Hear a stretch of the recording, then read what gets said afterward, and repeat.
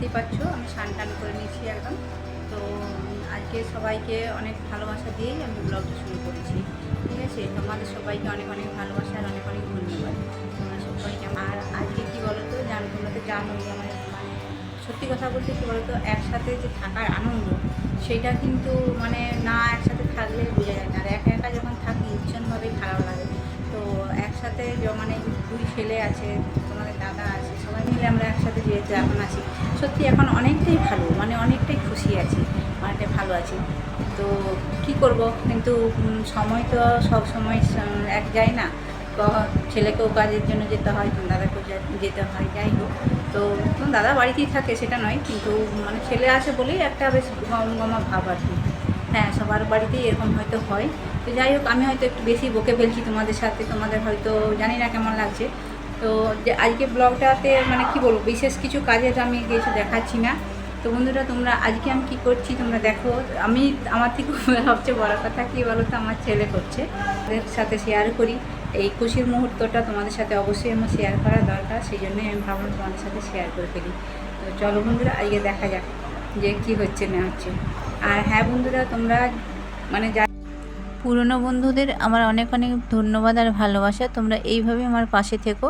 নতুন বন্ধুরা সাবস্ক্রাইব করে আমার পাশে থেকে যেও, আর বেল আইকনটি অন করে রেখো, যাতে আমি নতুন ভিডিও দিলে তোমাদের কাছে প্রথমেই পৌঁছে যায়। চলো বন্ধুরা, আজকে দেখা যাক যে কী হচ্ছে। হ্যাঁ বন্ধুরা, আজকে আমার বাড়িতে একটা নতুন রেসিপি হচ্ছে। সেটা হচ্ছে কি বলো তো, আজকে হচ্ছে বিরিয়ানি হবে। আর এই বিরিয়ানিটাকে বানাবে, সবচেয়ে বড় কথা এই বিরিয়ানিটা হওয়ার থেকেও বড় কথা আমার ছেলে বিরিয়ানি বানাবে। আর বিরিয়ানির জন্য আমি কী কী রেডি করে নিচ্ছি সেটা তোমাদের তো দেখিয়ে দিলাম। চাল, পেঁয়াজ, আদা, রসুন সব কিছুই রেডি করে রেখেছি। আর এখানে যে মাংসটা ধুয়ে নুন হলুদ মাখিয়ে একটু টক দই আনা হয়েছিল। তো টক দইটা মানে বিরিয়ানির মাংসের জন্যই আনা হয়েছে, যাই হোক। তো সেটা আমি ভালো করে মাখিয়ে নিলাম, দেখতেই পাচ্ছ সুন্দর করে মাখিয়ে রাখলাম। মানে ছেলে যেইভাবে আমাকে বলছে সেইভাবে আমি জাস্ট কাজগুলো করে দিচ্ছি। আর এদিকে ছেলে যে দেখতেই পাচ্ছ তোমরা, মানে ছেলেকে আমি ভিডিওতে দেখাতে পাচ্ছি না, তার জন্য সরি। ও আলুগুলো সুন্দর করে লাল লাল করে ভেজে নিল, আর পেঁয়াজগুলো এই যে বেরেস্তা করছে এটা ভেজে নিচ্ছে আর কি। যাই হোক, তোমাদেরকে দেখিয়ে দিলাম। তো ওই যে আলুগুলো দেখো কত সুন্দর করে ভেজেছে, মানে মনে হচ্ছে না পাক্কা রাঁধুনি, মানে এত সুন্দরভাবে ও ভেজে রেখেছে। আমি শুধু জাস্ট ভিডিওটা করছিলাম, আর আমাকে বললো ভাতের হাঁড়িটা বসিয়ে দিতে। এদিকে আমি ভাতের হাঁড়িটা বসিয়ে দিচ্ছি আর চালটা ধুয়ে দিয়ে দিচ্ছি। ভাতের হাঁড়ির মধ্যে আগে বলে দিয়েছিলো যে আমাকে মা একটু তেল দিয়ে দিবে আর গোটা গরম মশলা আর এসব দিয়ে দিবে। আমি সেটাই করেছিলাম, আমাকে যেইভাবে বলেছে আমি সেইভাবেই জাস্ট করে গেছি। কারণ কি বলতো, আমি একবার বিরিয়ানি বানিয়েছিলাম, কিন্তু এত কিছু নিয়ম অনুসারে আমি কিন্তু করিনি। আজকে যেভাবে ও বিরিয়ানি বানালো পুরোপুরি মানে হায়দ্রাবাদ বিরিয়ানি স্টাইলে পুরো বানানো হয়েছে। তো দেখতেই পাচ্ছ। আর এই যে মানে কি বলবো, মাংসটা তো আমাকে শুধু কষতে বলেছিল, আর মাংসটা কষার আগে আমাকে বলেছিল লঙ্কা গুঁড়ো দিতে, ঠিক আছে, রঙটা ভালো হবে বলে লঙ্কা গুঁড়ো দিতে। আর লঙ্কার গুঁড়ো তো দিয়েছি, দেখতেই পাচ্ছ বেশ লঙ্কার গুঁড়োটা বেশ লাল লাল আকারে হয়ে গেছে। আর এদিকে ভাতটাও হয়ে গেছে, জানো তো, যে বিরিয়ানির যে ভাতটা হয় সেটা ভাতটা হয়ে যাওয়ার পরে ও সুন্দর করে মিলে দিয়েছে। আমি কিন্তু এসব কিচ্ছু সত্যি কথা বলতে করিনি, আমি শুধু মাংসটাই করেছিলাম।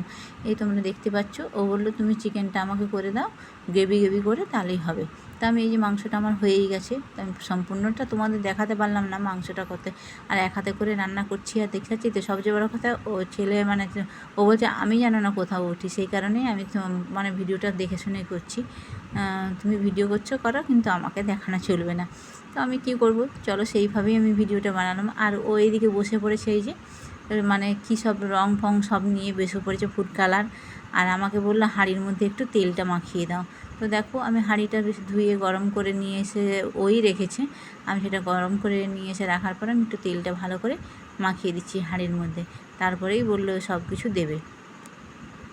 দেখো সুন্দরভাবে আমি হাঁড়ির তেলটা মাখিয়ে দিলাম। আর এই যে মানে কি বলবো, তারপরে দেখলাম যে গ্রেভিটা দিয়ে বললো ভিতরটা একটু ভালো করে মাখিয়ে দাও, তারপরে আমি বাকিটা করছি। তো আমি ঠিক আছে, আমি সেই ওর কথা অনুপাতেই ভেতরটা ভালো করে মাখিয়ে দিলাম। তারপরে যে ভাতগুলো একটু একটু করে আমি দিয়ে দিচ্ছি, ও তারপরে বাকি জিনিসগুলো সব কিছুই ও নিজের নিজেই দিয়েছে। আমাকে বললো তুমি ভাতটা এক সাইড থেকে দিয়ে দাও, কারণ বাকি সবগুলো আমি দিয়ে দিচ্ছি। ঠিক আছে, চলো। ছেলে মানে কি বলবো, এতটাই আনন্দ লাগছিল না, মানে ছেলে যদি কিছু করে, সত্যি কথা বলতে মানে আমার তো খুব ভালো লেগেছে, মানে এতটাই ভালো লেগেছে বলার নয়। খাওয়ার থেকেও বেশি ওই যে আমরা একসাথে বসে সবাই মিলে করছি, এটাই কিন্তু আমার কাছে অনেকটা পাওয়া। হ্যাঁ, আমি বিরিয়ানি খুব একটা খাই না, কিন্তু এই যে করছি এটাই মানে সত্যি কথা আমার খুব ভালো লেগেছে। তো সেইটা আমার ভালো লাগার মুহূর্তটাই আমার এই পরিবারের সাথে যদি না শেয়ার করি বলো, তাহলে কি সেটা ভালো দেখায়? আমি এখন আমার এই সুন্দর একটা পরিবার পেয়েছি, এই পরিবারকে তো আমি যথেষ্ট পরিমাণে ভালোবেসে ফেলেছি। আর হ্যাঁ, কী বলবো বলো তো বন্ধুরা, আমার মানে কী বলবো, আমার মনের একটু অবস্থা ভালো ছিল না। হ্যাঁ, সবাই আছে বাড়িতে, সব কিছু ঠিক আছে, কিন্তু ভিডিওটা এডিটিং করতেও পারিনি সময়ের অভাবে, যাই হোক। আর শরীরটা একটু ঠিকঠাক যাচ্ছিল না, সেই কারণে 2 দিন ভিডিও দিতে পারিনি। তো বন্ধুরা, তোমরা আমার পাশে থেকো প্লিজ, কেউ আমার পাশ থেকে সরে যেও না। আর যারা আমার নতুন বন্ধু হচ্ছ তাদেরকে আমার অনুরোধ, তোমরা সাবস্ক্রাইব করে 24 ঘন্টা অপেক্ষা করো। আমি হয়তো তোমাদের দিতে পারছি না, কারণ নিয়ম অনুসারে 5 জনের বেশি সাবস্ক্রাইব করা যাচ্ছে না, সেই কারণে আমি হয়তো তোমাদের যে বাড়িতে যেতে পারছি না। তোমরা কিন্তু আমার পাশে থেকো, আমি তোমাদেরকে অবশ্যই ব্যাক দেবো, অবশ্যই ব্যাক দেবো, তোমরা কোনো টেনশন করো না যে দিদি দিল না বা কিছু। তো দেখতেই পেলে বিরিয়ানিটা সম্পূর্ণভাবে ও রেডি করে ফেললো, আর তারপরে বলেছিল আমাকে আটাটা মেখে দিতে। আমি আটাটা মেখেছিলাম, তো আটাটা একটু বেশি পরিমাণে আমার মাখা হয়ে গেছিলো। আমি তো যেহেতু এইভাবে করিনি কোনো দিন, সেই জন্য জানি না। তো আটাটা অনেকটাই রয়ে গেছিলো, প্রায় 500 মতো আটা মেখে ফেলেছিলাম। ও তো দেখে অবাক যে মা এতটা আটা মেখে ফেলেছো। তো তারপর স্টেপটা তোমাদের আর দেখানো হলো না, ওই যে জল গরম করে মানে ওটা ভাপ দিয়েছে সেটা দেখানো হলো না। একদম দেখো বিরিয়ানি হয়ে গেছে, রেডি হয়ে গেছে, আমরা থালায় সবাই নিয়ে নিছি। আর এটা একটু ওই বোন মানে আমার দাদার মেয়েটাকে দেওয়া হয়েছিল। তো যাই হোক, তো বাকি সবাই যে বাড়ির সবাই খাওয়া শুরু করে দিছি। আর এটা দুপুরেই মেনুটা হয়েছিল। এখন একটু মার্কেটে যাওয়ার জন্য রেডি হয়েছে বন্ধুরা, এই যে ছেলের জন্য কিছু কেনাকাটা আছে, 2 ছেলের জন্য। তো সেই জন্যই আমি রেডি হয়েছি, যে আমি এখন রেডি হয়ে গেছি, বেরোবো।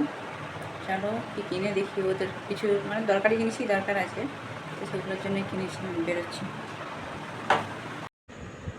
আর এই যে মার্কেটে জিনিসপত্র কেনাকাটার পরে আমার ছেলে বললো মা লস্যি খাবো। তো ছেলে সবসময় সাধারণত বলে না, তো সেখানে একটু লস্যি খাইয়ে দিলাম। তো সম্পূর্ণভাবে দেখো আমাদের মার্কেট থেকে আমি বাড়ি ফিরে চলে এসেছি। আর এতটাই পরিমাণে মেঘ উঠেছে না, ভাবলাম আর ভিডিও করবো না, সেই কারণে আমি মার্কেট থেকে ফিরে এসে একটুখানি ভিডিও করছি। দেখো, তারপর প্রচণ্ডভাবে মেঘ উঠেছে, লাইটে মানে কারেন্ট চলে গেছে, দেখতেই পাচ্ছ আকাশ পুরো অন্ধকার, মেঘ প্রচণ্ডভাবে ডাকছে, বৃষ্টিও পড়ছে। তো সম্পূর্ণ তোমাদেরকে কেমন লাগলো অবশ্যই তোমরা কমেন্টের মাধ্যমে জানিও আজকের ব্লগটি। আর আশা করি তোমাদের ভালো লাগলো। তোমরা আমার পাশে থেকো বন্ধুরা, এইভাবেই আমাকে ভালোবাসা দিয়ে যেও, আমিও তোমাদের সাথে আছি। আজকের মতো টাটা, গুড নাইট।